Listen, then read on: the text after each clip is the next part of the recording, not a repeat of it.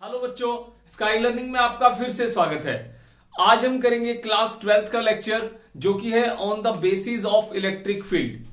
सो बच्चों, ये जो हमारा टॉपिक है इलेक्ट्रिक फील्ड, इसमें हमें क्या करना है, जो आज का हमारा क्वेश्चन है, ये क्वेश्चन जो है वो बेस्ड है electric field due to uniformly charged wire.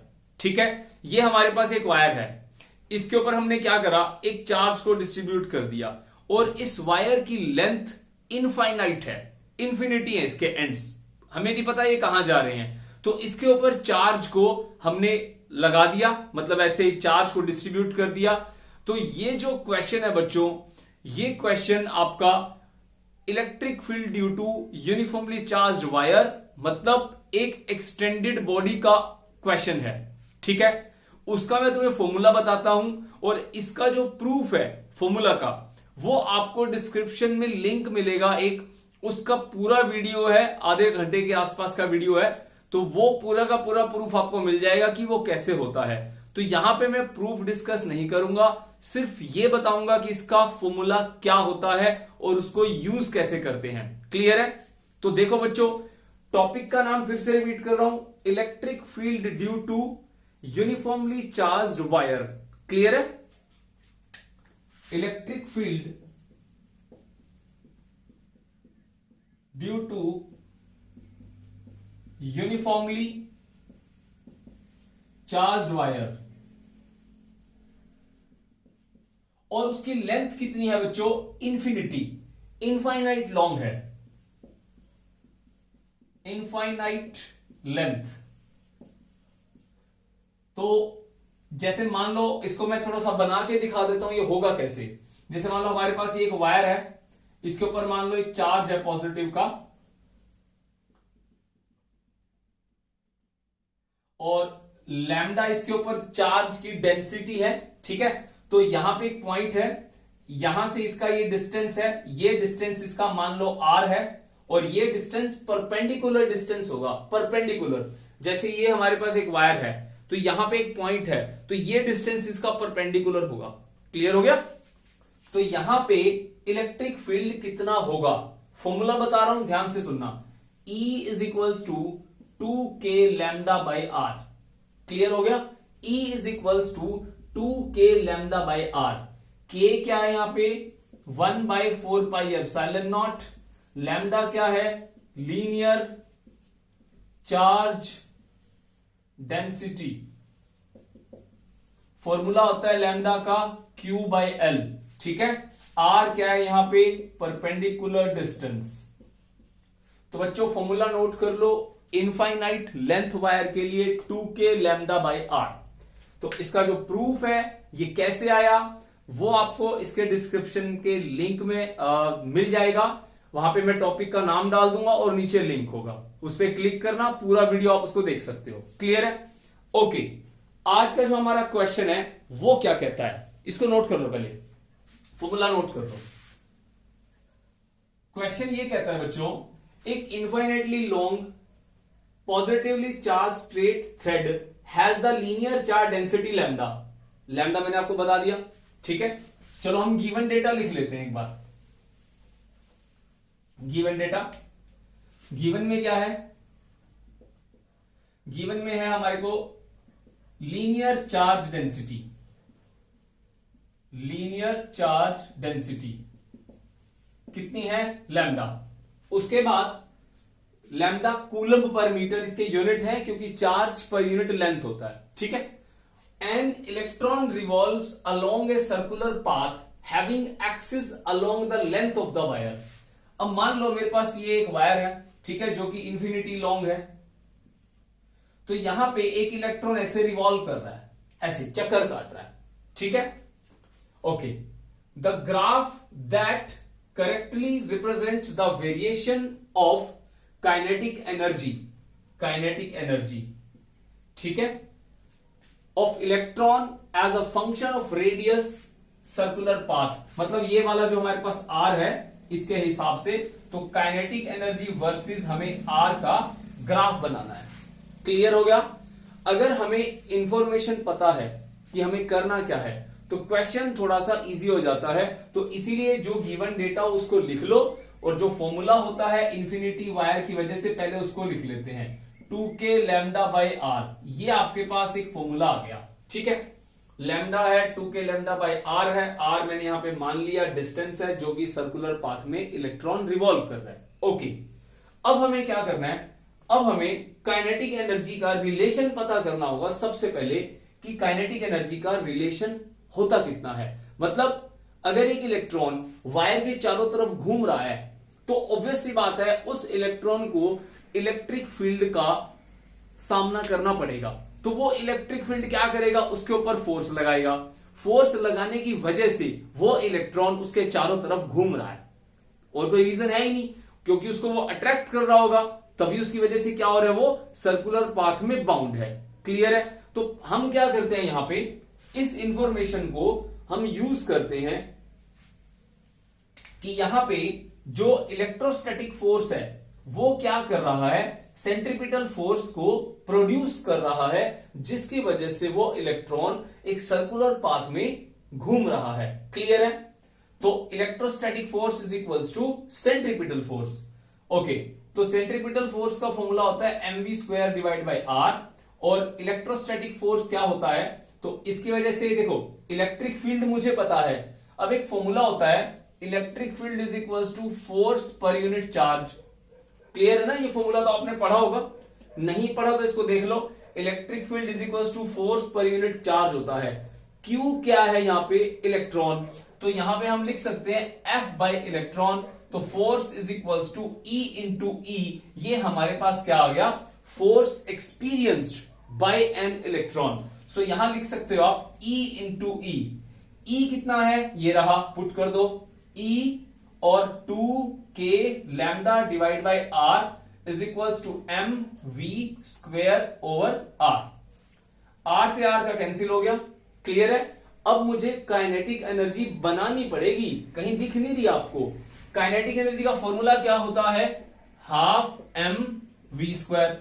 2 से मल्टीप्लाई किया, 2 से डिवाइड किया, तो यहां पे देखो हाफ mv² बन गया, ये काइनेटिक एनर्जी बन गई, ये है डबल। तो हम इसको ऐसे लिख सकते हैं, इसको कैंसिल कर दो 2 से, ठीक है।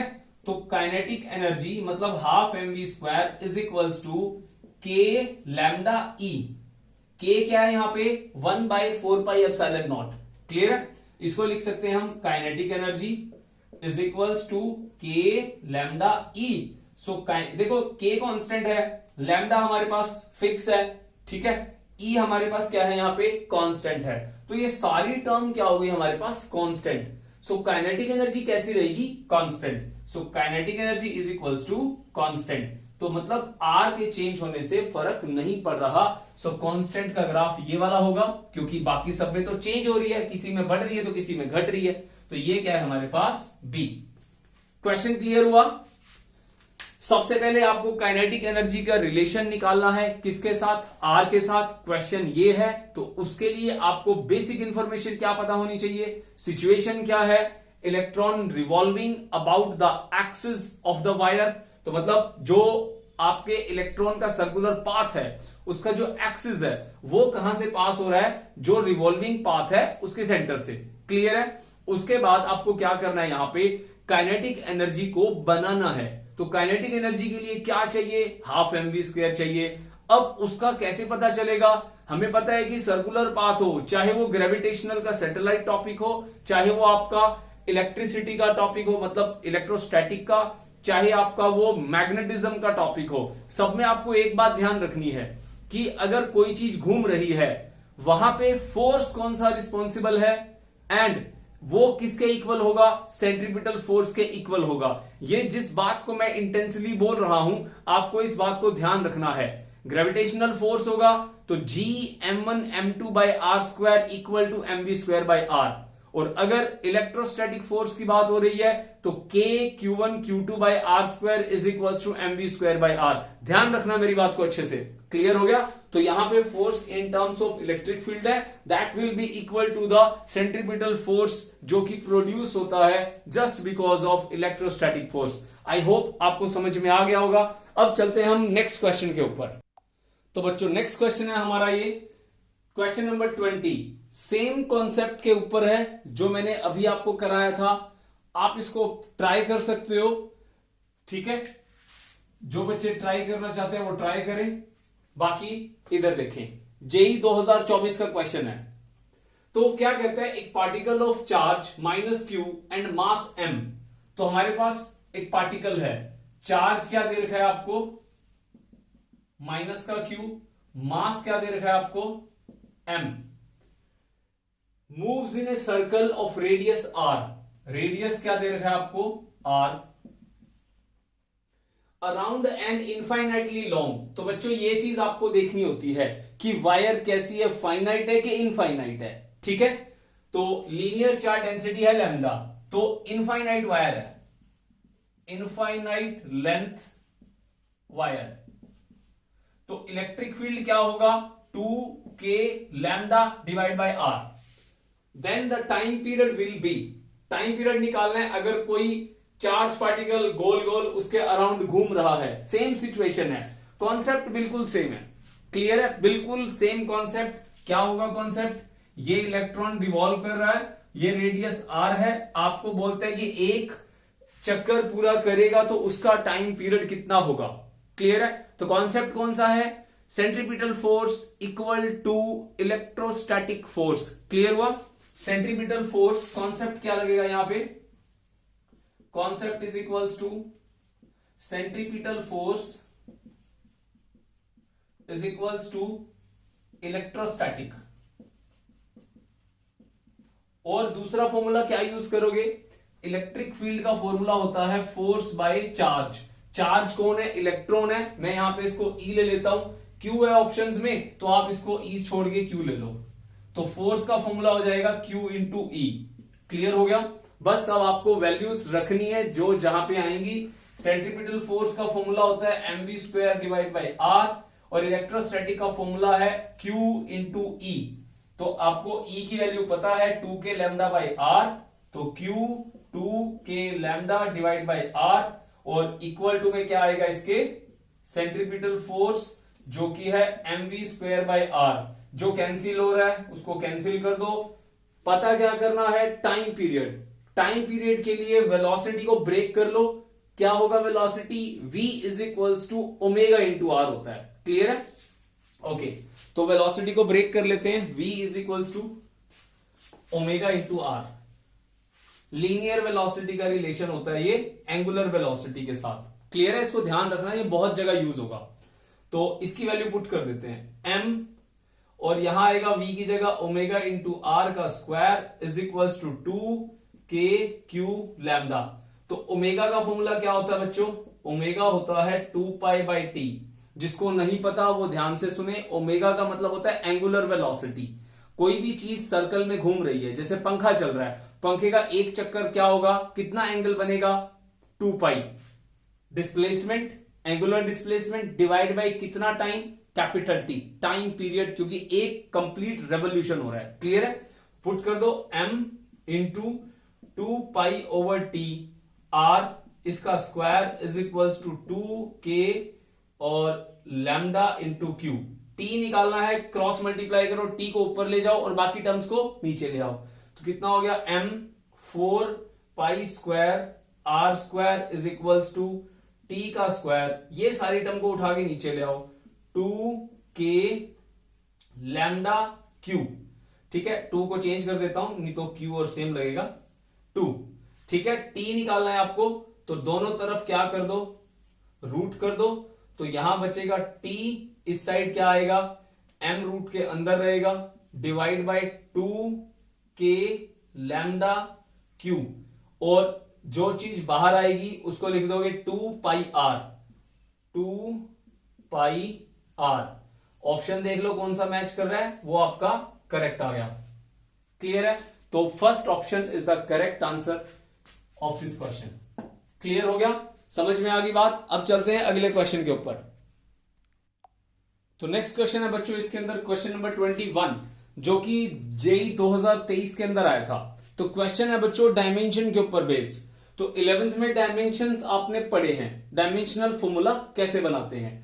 तो इसके अंदर आपको क्या करना है, आपको इलेक्ट्रिक फील्ड दिया हुआ है, ये वैल्यूज है, कितनी दी हुई है, E equals to a divide by x का square I cap plus b divide by y का क्यूब j कैप। ठीक है बच्चों, अब यहां पे SI unit of a and b find out करना है, मतलब a के यूनिट क्या होंगे और b के यूनिट क्या होंगे। तो देखो बच्चों सिंपल सी बात है, जो इलेक्ट्रिक फील्ड है यहां पे ये I और J के अंदर ये जो दो टर्म्स हैं ये इलेक्ट्रिक फील्ड ही होंगी। क्यों? क्योंकि सिमिलर क्वांटिटीज ऐड हो करके ही आपको जो इसके डायमेंशन देंगी। क्लियर है ये बात? तो अब देखो mass plus mass equal to mass होगा, length plus length equal to length होगा। तो इसका मतलब ये एक टर्म फील्ड है, ये भी एक टर्म क्या है? फील्ड है। तो आप क्या करो, E equals to a divide by x का स्क्वायर कर दो क्योंकि ये इसके बराबर होगा।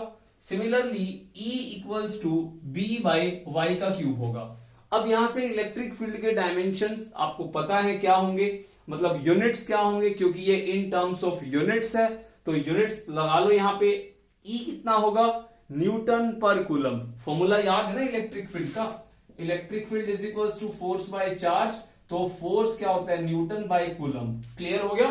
तो यहां से A के डायमेंशन क्या हो गए? A is equals to electric field into x का स्क्वायर। एक्स और वाई क्या है हमारे यहाँ पे? लेंथ है। ठीक है, तो A की वैल्यू क्या हो गई यहाँ पे? न्यूटन बाय कूलम, और ये क्या है? Metre square. और B के डायमेंशन क्या हो जाएंगे? न्यूटन बाय कूलम, क्योंकि y का क्यूब मल्टीप्लाई होगा तो इंटू मीटर क्यूब हो गया। तो कहने का मतलब है न्यूटन पावर 1, कूलम की पावर -1 और मीटर का पावर 2। तो हमारा ये जो ऑप्शन है पहला ही ऑप्शन है हमारा इसके अंदर। ठीक है, क्योंकि इसने A एंड B बोला है तो A ये है, B ये हो गया। अब यहां और यहां देखा जाए ये B और A हो गया। समझ में आ गया ना? जो ऑर्डर दे रखा हो उसी के अंदर आपको इसको देखना है। So option A is the correct option. Clear है? समझ में आ गया? इजी है ना? Next question. अब इसमें क्या है बच्चों? नेक्स्ट क्वेश्चन, स्टेटमेंट को पढ़ो, स्टेटमेंट को देखो क्या कहता है। एक वर्टिकल इलेक्ट्रिक फील्ड है। ठीक है, तो वर्टिकल इलेक्ट्रिक फील्ड का मतलब क्या होगा? ऊपर की तरफ। वर्टिकल का मतलब क्या होता है? ऊपर की तरफ। तो वर्टिकल इलेक्ट्रिक फील्ड बना लेंगे। वर्टिकल इलेक्ट्रिक फील्ड, उसमें कोई भी एक ड्रॉपलेट है। Answer question number 22, vertical electric field है बच्चों, ये बना दिया। इसकी वैल्यू कितनी दे रखी है? 4.9 इंटू 10⁵ न्यूटन पर coulomb. Is just prevent a water droplet. तो यहां पे बच्चों कोई पानी की एक बूंद है। ठीक है, वाटर ड्रॉपलेट है, वाटर ड्रॉप है। It's just prevent from falling, गिरने वाली है। क्यों गिरेगी? वेट की वजह से। ग्रेविटी इसको नीचे की तरफ खींचेगी तो वेट है, तो कहने का मतलब है वेट। अब कोई चीज गिर नहीं रही, इसका मतलब क्या है? उसके ऊपर की तरफ कोई फोर्स लग रहा है और उस फोर्स का अमाउंट नीचे लगने वाले फोर्स के इक्वल है। क्लियर है? इलेक्ट्रिक फील्ड में कोई बॉडी है तो फोर्स कौन सा लगेगा? इलेक्ट्रोस्टैटिक। तो ऊपर की तरफ क्या लग रहा है? यहां पे इलेक्ट्रोस्टैटिक फोर्स लग रहा है। तो इसका मतलब इलेक्ट्रोस्टैटिक फोर्स की वैल्यू किसके इक्वल होगी? वेट के इक्वल होगी, तभी तो ये गिरने से बचेगा।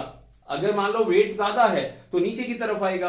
अपथ्रस्ट वाले रूल 9th में पढ़े होंगे आपने, फ्लोटेशन वाले। अगर पानी में कोई चीज रखी है, अगर उसका नीचे वेट ऊपर लगने वाले अपथ्रस्ट से ज्यादा हो तो बॉडी नीचे चली जाएगी। Same thing is that. Clear? Okay, electrostatic force क्या होता है? वैसे तो K(Q1Q2/R² होता है, बट यहां क्या लगेगा? यहां लगेगा इलेक्ट्रिक फील्ड वाला फॉर्मूला। तो क्या था? Electric field is equals to force by charge. तो फोर्स की value Q into E। Clear है? तो यहां क्या आ गया? Q into E is equals to weight होता है mg। क्या निकालना है? निकालना है वैल्यू ऑफ चार्ज। तो Q is equals to mg by E। तो यहां पे एक चीज जो बच्चे गलती करते हैं, शायद आपने भी किया होगा इसको करते हुए। अभी अगर आपने इसको वीडियो को रोक के करा हो तो आपने शायद 0.1 जो यहां पे है इसको आपने 0.1 ही रखा होगा। क्लियर है? ये नहीं करना, SI सिस्टम में करना होता है। क्यों? क्योंकि ये सारी चीजें देखो SI सिस्टम के अंदर है। ये किसके अंदर है? CGS के अंदर। You have to convert the gram into kilogram. Clear? तो कन्वर्ट करो इसको, क्या होगा? तो Q की वैल्यू क्या होगी हमारे पास? मास 0.1 डिवाइड बाय 1000 किलोग्राम हो गया। ग्रेविटी कुछ भी नहीं बोला तो 9.8 ले लेना। डिवाइड बाय इलेक्ट्रिक फील्ड कितना है 4.9 इंटू 10⁵ ठीक है। 10⁵ है, 10⁻³ है, तो ऊपर चला गया 10⁻, हो गया -8। तो Q की वैल्यू कितनी आ गई 0.1 इंटू 9.8 डिवाइड बाय क्या हो गया 4.9 इंटू 10⁻⁻8। तो 4.9 2 ये 2 हो गया, क्लियर है। तो 2 डिवाइड बाई 10 इंटू पॉइंट हटाया इंटू 10⁻⁻8, सो 2 इंटू 10⁻⁹ कूलम। तो ये हमारा आंसर आ गया, जो कि हमारा ऑप्शन है, ऑप्शन नंबर बी। जेई 2022 ये क्वेश्चन आया था बच्चों, सिंपल क्वेश्चन है, तो ध्यान रखना इसको, क्लियर है बच्चों। तो मिलते हैं अगले लेक्चर के अंदर, ठीक है। इसके अंदर प्लेलिस्ट डालूंगा एक, लिंक के साथ साथ प्लेलिस्ट भी डालूंगा एक, जो चल रही है ये प्लेलिस्ट, दूसरा जो मैंने पहले बनाई थी कुछ टाइम पहले उसका लिंक डालूंगा, उसमें बेसिक्स है सारे इस चैप्टर के। क्लियर हो गया बच्चों, बाय बाय, टेक केयर।